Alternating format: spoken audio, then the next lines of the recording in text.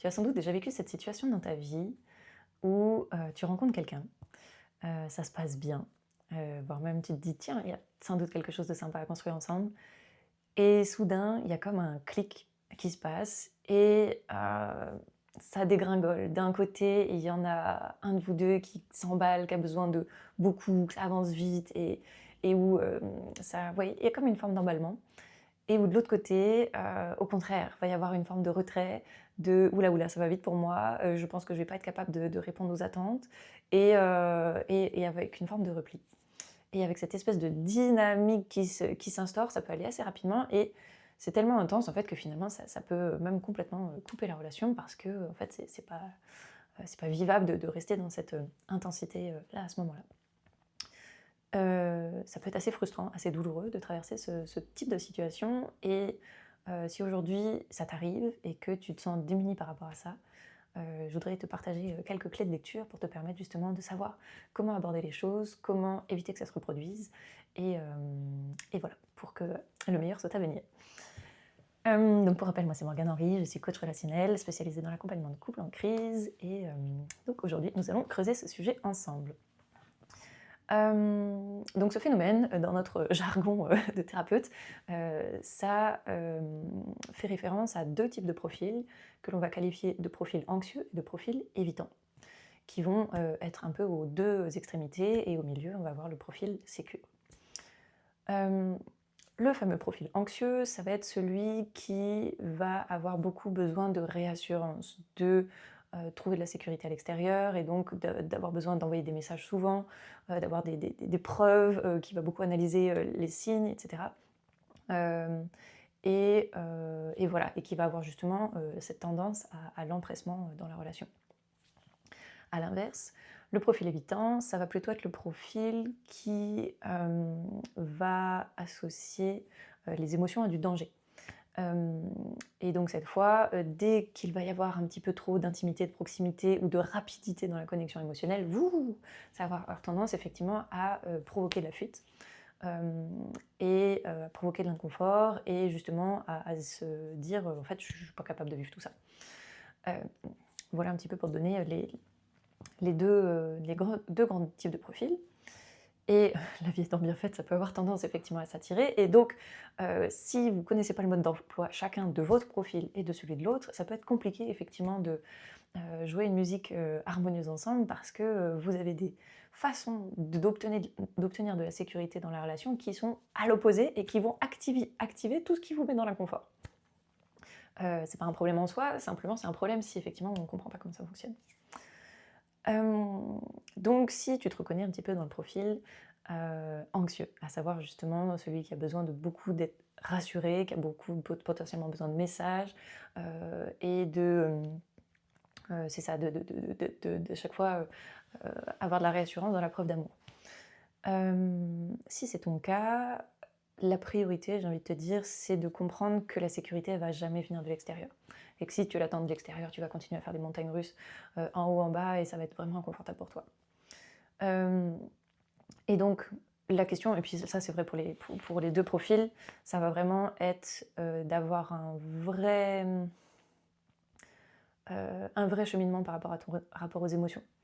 De comment tu les accueilles, comment tu les traverses, qu'est-ce que tu en fais, est-ce que tu fais du sport, de la méditation, du breathwork, de la danse, que sais-je, souvent des disciplines physiques qui vont aider justement à traverser les émotions. Après, si tu peux avoir des clés aussi pour mieux les accueillir, les comprendre, c'est bien.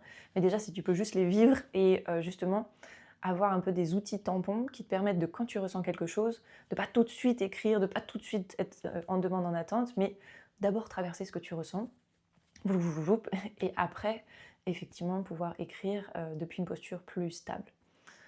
Hem, donc ça, j'ai envie de dire, ça va être un peu la priorité et d'une façon générale, d'avoir en tête que quand il y a justement un lien comme ça qui est en train de se tisser et que tu as envie que ça avance vite, d'aller exactement plutôt à l'inverse et de chercher à ralentir, ralentir, ralentir, ralentir le plus possible. Pour, justement, toi prendre le temps de processer tes propres émotions et de pouvoir être dans le lien d'une façon véritablement intentionnelle, qualitative et pas pour compenser quelque chose et t'agripper à quelque chose, heu, à cause des insécurités et non pas parce que tu es heureuse de construire quelque chose. Heureuse ou heureux d'ailleurs. Voilà pour ça. Si, à l'inverse, tu te reconnais plutôt dans le profil évitant, et où cette fois, quand tu sens effectivement qu'il y a quelque chose de chouette qui pourrait se construire, mais que rapidement tu peux te sentir soit submergé, soit démuni, soit te dire ça va trop vite, ou t'es pas capable, ou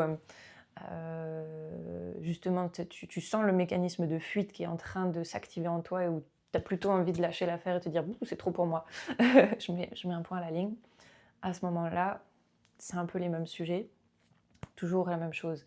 Je ne vais pas répéter, mais effectivement, développer un rapport aux émotions différents, être observateur du phénomène et pas se précipiter avant de partir. Et donc pareil, ralentir. Ok, j'ai envie de me barrer, bon, pas d'urgence. Et dans ces moments-là, ne pas hésiter à simplement faire le petit effort d'envoyer un petit message pour dire c'est beaucoup pour moi, je reviens vers toi demain, de temporiser un peu les choses. Donc de ne pas chercher à forcément trouver une solution tout de suite, d'être à l'aise avec le fait que tu peux être en lien sans savoir quoi faire pour autant maintenant. C'est pas grave, t'as pas besoin de savoir quoi faire maintenant. T'as juste besoin de avoir le petit geste qui montre que ok, on est toujours en lien, juste moi j'ai besoin de traverser mes trucs parce que là c'est beaucoup. Et donc je temporise. Voilà, et plutôt que juste tout couper, tout jeter et se dire ah c'est trop pour moi. Tu vois un peu l'idée. Et donc même chose, après dans ces temps de parenthèse que tu t'offres, de regarder, ok, qu'est-ce que je ressens, comment je laisse ça traverser, comment je m'apporte aussi de la sécurité pour pouvoir faire le petit pas de plus vers l'autre après. Si tu veux, en termes de métaphore, c'est un petit peu comme si vous aviez eu une attirance mutuelle, alors que l'un d'entre vous est passionné par la bachata, la danse collée serrée, etc. Alors que l'autre est passionné par la valse, avec quelque chose de, au contraire, très distant physiquement, ou ok, on se touche, mais le minimum. Et que soudain, donc ok, vous êtes attirés l'un par l'autre, et donc il va falloir trouver une danse ensemble. Et donc, avec d'un côté profil anxieux profil évitant, donc profil bachata, profil valse, si justement vous n'êtes pas à l'écoute du phénomène, vous allez être tous les deux en train de tirer, de dire moi je veux danser de la valse, donc ok, on est très distant, l'autre qui veut ok rapprocher, moi je veux danser collé serré, et donc là ça marche pas. Le sujet c'est vraiment de se dire bon ok, on va essayer de trouver un rythme à deux, elle est où la danse du milieu en fait? Et donc bon, ok, j'aime la valse, mais je veux bien me rapprocher un peu. Ouh, c'est bizarre, c'est pas confortable, mais ok. On écoute, on regarde ce qui se passe, on regarde comment c'est intéressant. Et à l'inverse, quand j'ai l'habitude de danser collé serré, ok, on amène un peu de respiration. Et pareil, ouh, c'est pas confortable, c'est bizarre. Je regarde comment ça se passe, je donne de l'espace, j'accueille. Et comme ça, au fur et à mesure, si vous justement vous ralentissez pour pas tout de suite plonger dans vos mécanismes réflexes de sécurité et compagnie, et que vous êtes dans l'exploration de cette voie du milieu, là il peut se passer plein de belles choses. Et justement, ça vous donne le temps de créer de la sécurité dans le lien et après de pouvoir tisser tout ce qui va pouvoir suivre. Et après, ça vous aidera à vous rapprocher justement d'un profil sécure où en fait, quand on est un profil sécure, on peut danser collé serré, on peut danser loin et on peut passer de l'un à l'autre et apprécier tous les types de danse. Ça se construit dans le temps. Mais c'est un petit peu ça au final l'objectif. Si aujourd'hui vous avez des profils justement qui vont être un peu aux extrêmes, c'est lié à votre histoire, c'est comme ça, c'est ok. C'est riche également. Simplement, voilà, il faut avoir conscience du mode d'emploi pour vous permettre de le vivre dans de bonnes conditions et que, étant donné que souvent vous allez pouvoir attirer les opposés, de pouvoir jouer le jeu avec plaisir et non pas le subir. Voilà les petites clés que je voulais te partager par rapport à ça.